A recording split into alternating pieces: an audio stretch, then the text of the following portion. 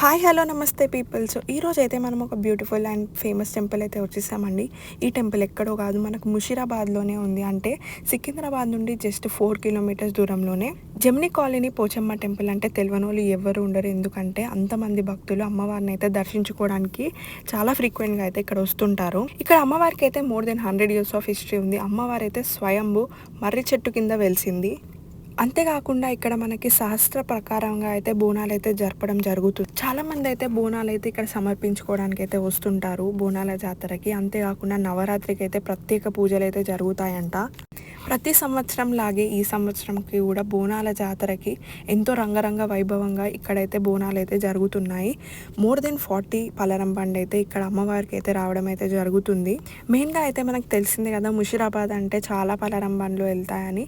అలాగే ఇక్కడ లోకల్ వాళ్ళు కూడా అమ్మవారికి అయితే చాలా పూజలు అయితే జరుపుతుంటారండి ఫ్రీక్వెంట్గా. మనకి బోనాల నెక్స్ట్ డే అయితే రంగం ఉంటుంది కదండి, సేమ్ అలాగే మండే రోజు ఇక్కడ రంగం అయితే జరగడం జరుగుతుంది ఆఫ్టర్నూన్ టైంలో. చూస్తున్నారు కదా ఎంతమంది భక్తులు అయితే వచ్చి వాళ్ళ బోనాలు సమర్పించారు, తొట్టెళ్ళు కట్టారు, వాళ్ళ మొక్కులు తీర్చుకున్నారండి బోనాలకి. సో మీరు ఎప్పుడైనా ఫిష్ మార్కెట్ సైడ్ వెళ్తే తప్పకుండా ఈ టెంపుల్కి అయితే విజిట్ కండి.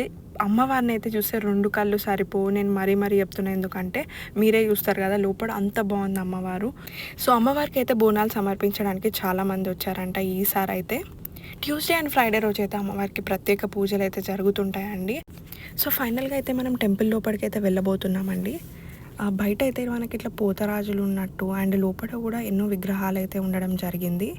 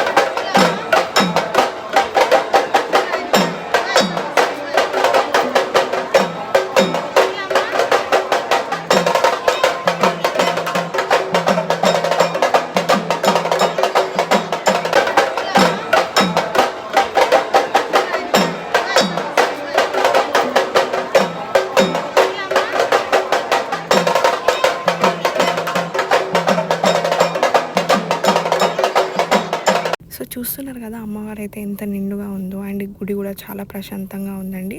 సో నెక్స్ట్ టైం మీరే ఏమైనా అటు సైడ్ వెళ్తే డెఫినెట్గా ఈ టెంపుల్ అయితే విజిట్ కండి. ఈ వీడియో కనుక మీకు నచ్చినట్టయితే లైక్, షేర్, సబ్స్క్రైబ్ చేయండి. అండ్ ఇన్స్టాలో కూడా నన్ను ఫాలో కండి.